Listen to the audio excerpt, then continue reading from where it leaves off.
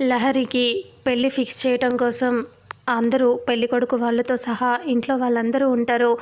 అయితే పూజారి ఇలా చెప్తూ ఉంటాడు, పంతులు గారు పెళ్ళికి ముహూర్తానికి మంచి సమయం ఉంది, అంతేకాదు ఈ పెళ్ళి వల్ల మీ ఇంట్లో వాళ్ళకి అందరికీ కూడా చాలా మంచి జరుగుతుంది అని అంటూ ఇలా చెప్తూ ఉంటాడు. అందరూ చాలా సంతోషపడుతూ ఉంటారు. లహరి పెళ్ళి కొడుకు పక్కన కూర్చొని చాలా హ్యాపీగా ఫీల్ అవుతూ ఉంటుంది. అలా తనని చూసి అందరూ సంతోషంగా నవ్వుతూ ఉంటారు. వెంటనే ఆనంద, ఆ లీలావతి, శరణ్య అందరూ సంతోషంగా ఉంటే ఇక అప్పుడే కాంచన ఇలా అంటుంది, ఏంటమ్మి వీళ్ళు ఇలా మాట్లాడుతున్నారు, అసలు ఏం జరుగుతుంది అని అంటూ, వీళ్ళు అంత సంతోషంగా ఉన్నారే, మనమే ఇలా ఉన్నాం అని కాంచన అంటుంది.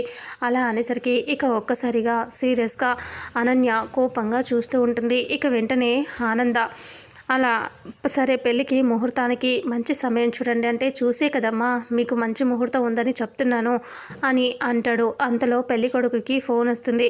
ఫోన్ తీసుకొని పక్కకి వెళ్ళిపోతాడు. ఒక్క నిమిషం అని చెప్పి లహరి అనుమానంగా చూస్తూ ఉంటుంది. పెళ్ళి కొడుకు ఫోన్ మాట్లాడుకుంటూ బయటికి వెళ్ళిపోయి, హలో మహేష్ అని అంటే, అన్నయ్య అంటే ఎక్కడ ఉన్నావురా, ఏమైపోయావు, కనిపించట్లేదేంటి అని అంటంతో, వస్తున్నానన్నయ్య అంటే ఇక్కడ నా పెళ్ళికి ముహూర్తాలు కూడా పెట్టేశారు, నువ్వు ఎప్పుడు వస్తావో ఏంటో అంటే వచ్చేస్తున్నానన్నయ్య అని అంటాడు. ఇక్కడ లోపలికి వచ్చి లహరి పక్కన మళ్ళీ కూర్చుంటాడు. అమ్మ నీకు గుడ్ న్యూస్ అని అంటే, ఏంట్రా అది అంటే, మన మహేష్ వచ్చేస్తున్నాడంట అని చెప్పగానే ఒక్కసారిగా వాళ్ళ అమ్మ అందరూ సంతోషపడితే ఇక శరణ్య లహరి ఇద్దరు షాక్ అయిపోతారు. ఇంకా భయంగా చూస్తూ ఉంటారు.